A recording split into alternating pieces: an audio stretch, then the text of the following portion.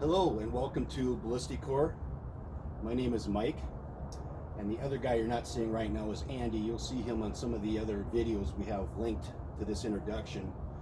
Both Andy and I have been working the last 4 or 5 years in developing ballistic duck and cover systems, such as tables, doors, walls, things of that nature.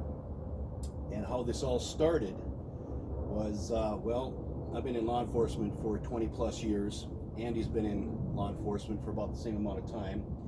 Before that, I was in the military for about around 9 years, and about a half dozen years in the private sector, working in fabrication, metal and fiberglass fabrication.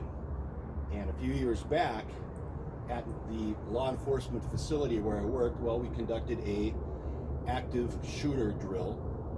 That's becoming very popular, these drills, because this is a reality that we're now facing. Well, during that drill, during that training, I actually went around and started looking at what we had for my officers as duck and cover systems. Was there a table that could stop a 9mm or a rifle bullet, a support column, some form of furniture?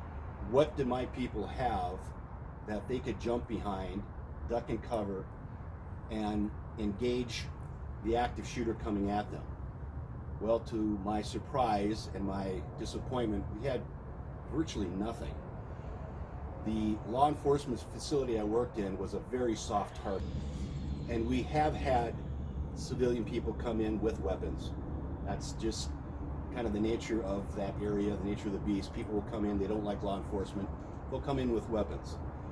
But to this date, we haven't had an active shooter. We were close once or twice, but even still, I started looking into what was out there on the market as far as what I could use in that environment to supply my people and myself with a duck and cover system, so we had a greater chance of survivability if ever we encountered an active shooter event.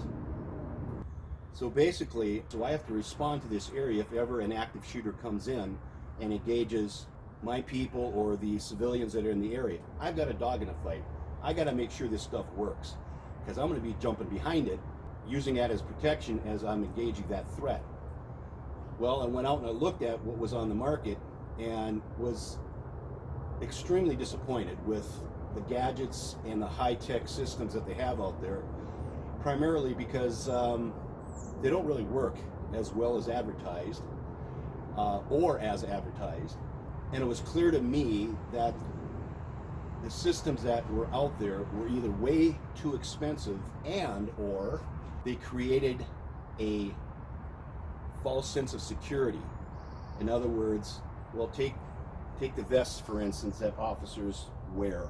It only protects about this much of the body. It doesn't protect the face or head. It doesn't protect the groin or legs where you got major arteries.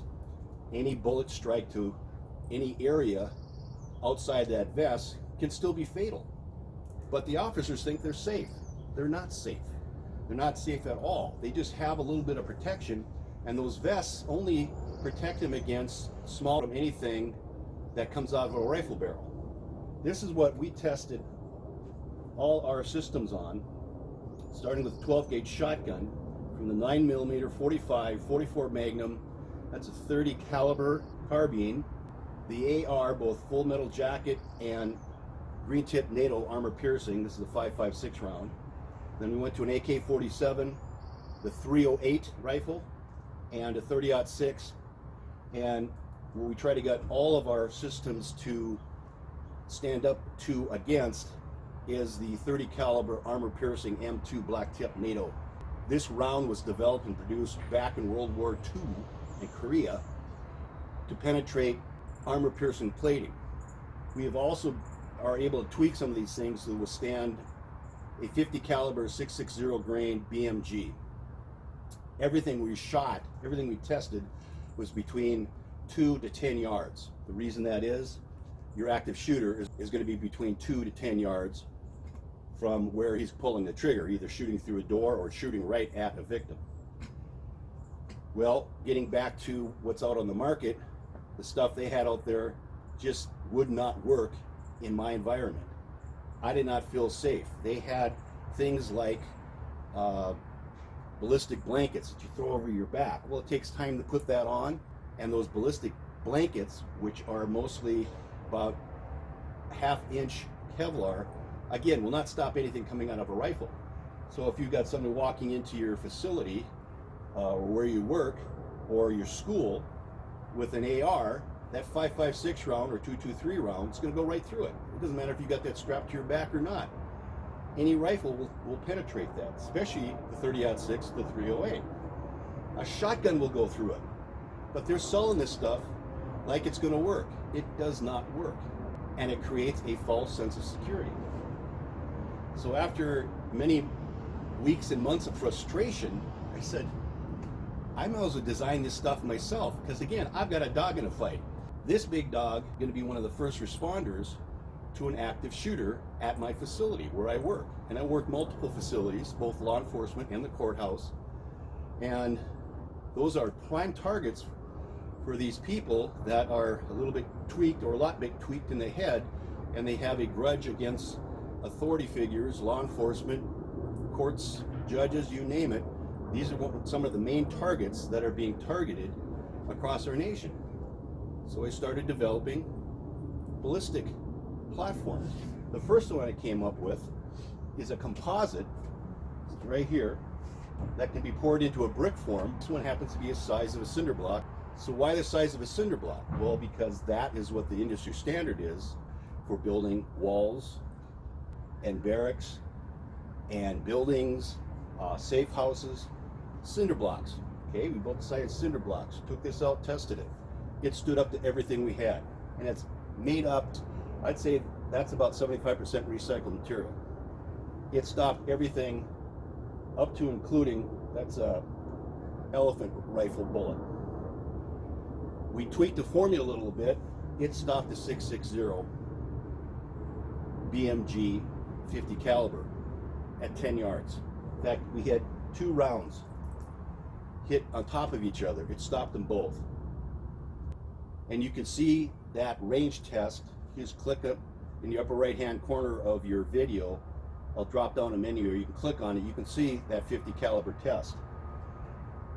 Linked to that video, I have this standing up against a high industrial blowtorch. And I had this on this blowtorch. It's rated at 3,000 degrees for 3 hours. I basically ran out of propane. And this thing was burning for 3 hours, and it held up to it. It could have burned for 3 days, 3 weeks. This stuff does not burn. After which, I hit it with a sledgehammer 30 times, or was it 35 times? I forget now, but over 30 times before it cracked in half. That is a formidable piece of construction material. And if you build a house out of this, that house ain't burning down. Think of Northern California. Another thing I did is I tested this material against the industry standard that's used to build a regular house. Siding, sheetrock, insulation, pine 2x4s, what have you. I built a unit about the same size as this, and on different occasions I put each one of them separately in an oven, heated it up for about 3 or 4 hours, and then I put a temperature probe in the very middle of each block. This took 3 times the amount of time to cool to ambient temperature than the standard industry building materials that most houses are built out of. So I'm guessing that this has 3 times the R value. It doesn't burn. You can't knock it down. You can't blow it up. And costs about the same when you build a house out of it. So you can pour it as blocks. This is an interlocking block, like I said, the size of a cinder block, or you can pour it into frames like a lot of people do when they put a basement in. They'll put up frames and pour concrete. This pours exactly the same, 3 times the R value. Then I took that box or block that I made out of this material, I had it side by side with the composite material. I had the blowtorch on both of them. Like I said, ran out of gas out of 3 hours on this one. the block or box made out of this lasted 5 minutes, and then it was totally engulfed in flames. Hit this with a sledgehammer 30 or 35 times before it broke in half. Hit this material twice and it totally disintegrated. So this is really good stuff, but it doesn't look good at the entrance of, let's say, a courthouse or a business office or a hospital, say a VA hospital. Get a lot of activity there from people carrying weapons. I know I've got a lot of VA friends, and they tell me some of the horror stories. So we had to come up with other platforms. I have a total of 5 platforms here that we're working on. And that's all because the dynamics are different in different facilities. One thing we're hoping for is to come up with something that would work great in the back of a grade school classroom. Well, the composite isn't going to work too well. But what could work is a table made out of this platform, which is 3.5 inches thick, filled with a very specific core material. We also went with this because studs are 3.5 to 3/5 inch thick, and you could build a wall out of it, so you could furnish your home or your garage or your shed with a safe house or a safe room in that particular building. We took this platform out to the range and lit it up against the Blacktip M2 30-06 armor piercing. It held, no penetration. Then we hit it with 5 rounds of 30-06 full metal jacket, then about 150 rounds of 5.56, both full metal jacket and armor piercing. In the end, we finally hit it with about a dozen rounds of 45 ACP out of Andy's sidearm. 176 rounds total, complete. Only 1 round came through, and that was at the very end. We could tell it was a 45 round, and that's after we blew the face off of this thing with 176 rounds. And a lot of the core material finally fell out, so there's nothing left, but 176 rounds. This is a 1 foot by 1 foot. That's what you have to test out in the field to satisfy the industry standard of the NIJ ballistic charts or the UL 752 ballistic charts. Being that this stopped the M2 Blacktip 30-06 armor piercing, this is rated at a level 9 on the UL 752 scale. That's this guy right here, okay? And being that we are able to do both the armor piercing 30-06 and the 50 caliber on this one, this is a level 10.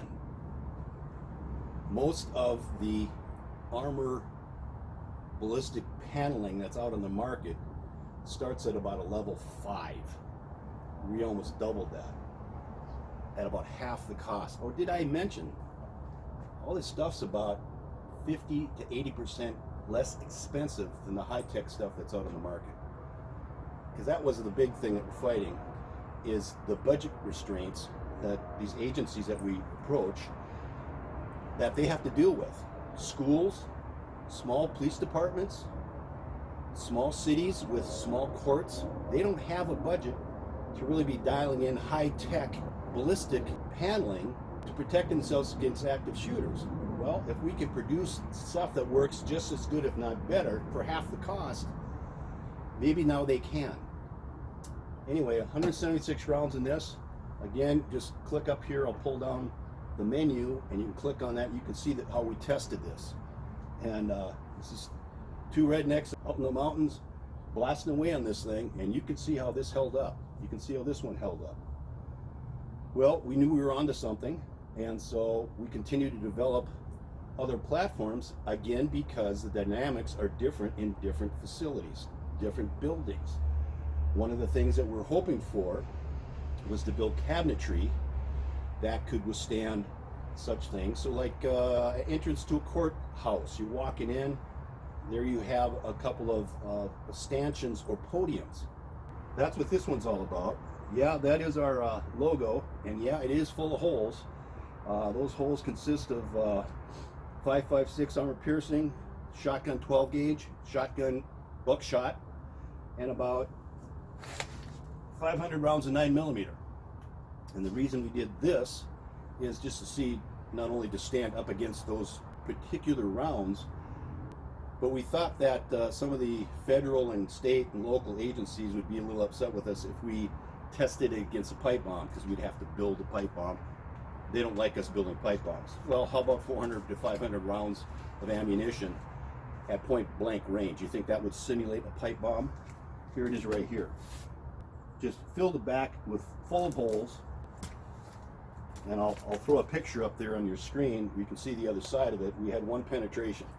That's 12 inches thick of this mostly recycled material that we're going to make into podiums, tables, walls.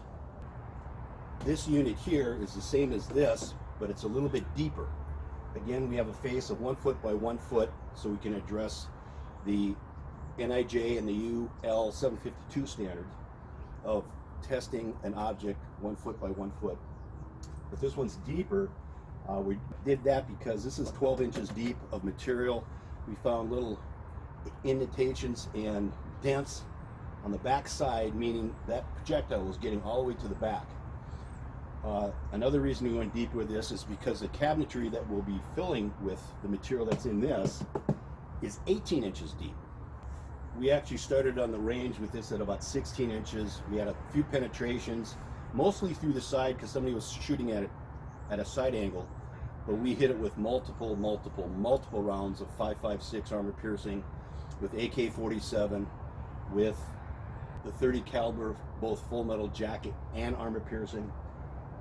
Anything straight on was stopped pretty much. And again, like I said, the cabinetry we're going to be using will be 18 inches, not 16, not 12. When I increased it to about 17 inches, it stopped absolutely everything. These are 4 different times I took this out, range test, because I kept blowing the face off of it. Had to put a new face on, took it out again. Here's the results right here. I've got it labeled on the side. Pretty much 17 inches, or actually 16 inches of material and a 1-inch faceplate on it made out of wood. Right now, I currently have over 1,000 rounds of munitions in this unit. Most of it is 5.56 armor piercing and 9mm. 1,000 rounds, no penetration once I reach the 17-inch mark. So again, the platform that we're going to be putting the core material of this into is going to be something about this size, 4 feet high, 3 feet wide. It'll be a podium type design. And the reason we're going with an off-the-shelf cabinetry is because we're getting it from a reputable manufacturer. They're using 16-gauge steel, and it's about 5 times less expensive than if we had to build it ourselves. So that's where this is going. It's going to be in the form, like I said, of a podium. Turn it on its side, it'll be the column for like a table. You put a tabletop on it. Throw that in the back of a classroom.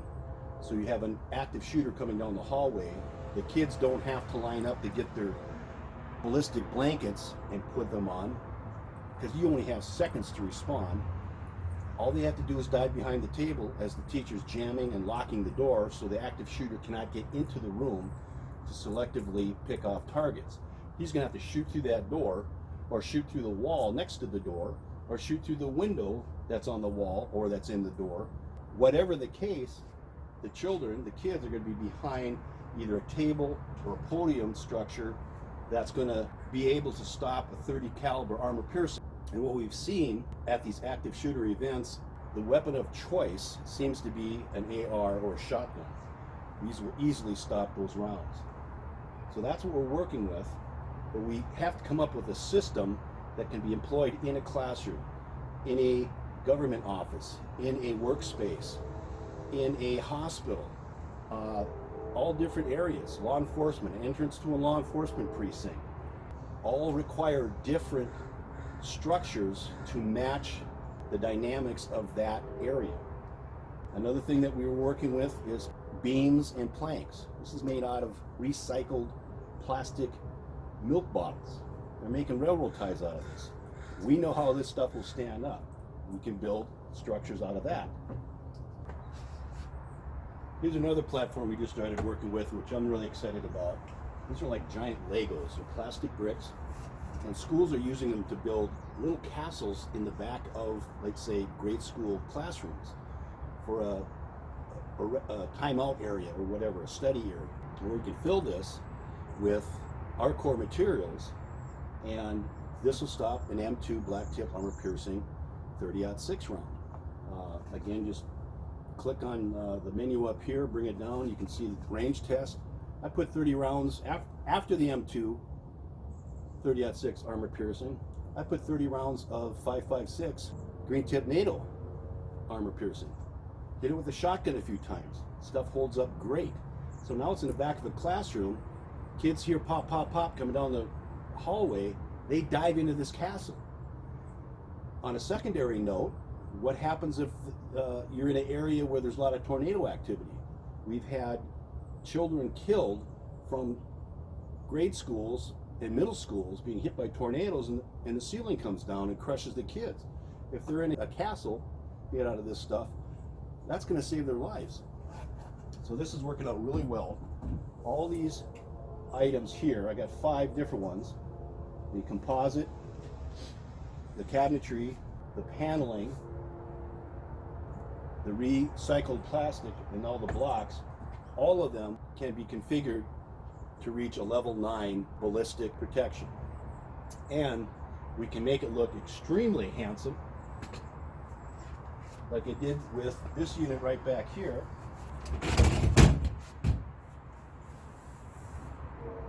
Giving it a marble look. And we can do it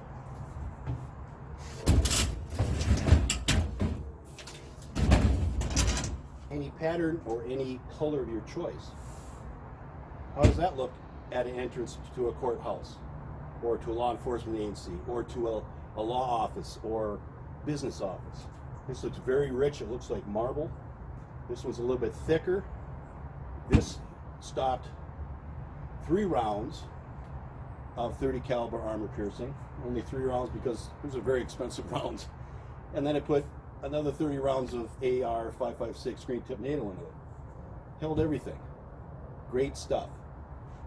All these platforms work, and we have multiple platforms because of the multiple requirements. When you walk into an area, it looks nice, people don't know what it is, so an active shooter comes in, they start shooting at people, they see their victims diving behind this stuff. Hopefully they're putting their rounds into this stuff, because it's not going to get to the victims, and it's not going to be flying randomly around producing collateral damage as these bullets are going through walls and windows and what have you. No ricochets with this stuff. And did I mention this stuff is about 50 to 80% less expensive than the high-tech material that's out on the market? Easy to put up, easy to maintain. Actually, there's no maintenance once it's up. Dirt cheap in comparison to the high-tech. That's what we have for you at Ballisticore. Please take the time to check out the rest of the website. We've got all the range tests that these items are involved in. You can see just how formidable these items are. And that's why I put these items out. These are the ones we took to the range. These are the items that we hammered and hammered and hammered. That's what we do here at Ballisticore. We build these items, design these items that are affordable, workable, and are going to save lives. Thanks for taking the time to watch this introduction. Again, please take the time to go through the website, check us out.